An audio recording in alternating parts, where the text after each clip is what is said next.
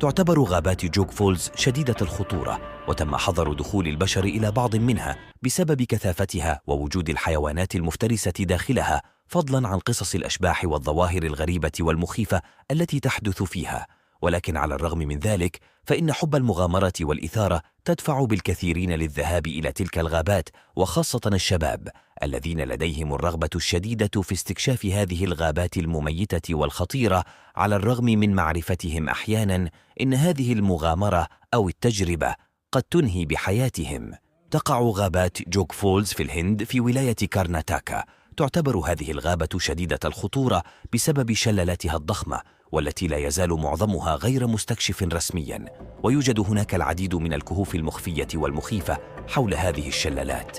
وقد تم تقييد الدخول إلى هذه الغابة بسبب تعرض العديد من الأشخاص للموت في هذه الغابة دون معرفة الأسباب، وتم وضع لافتات تحذر من خطورة دخول الغابة والاقتراب من الشلالات عند الحواجز الموجودة على مداخل هذه الغابة، خاصة خلال موسم الأمطار.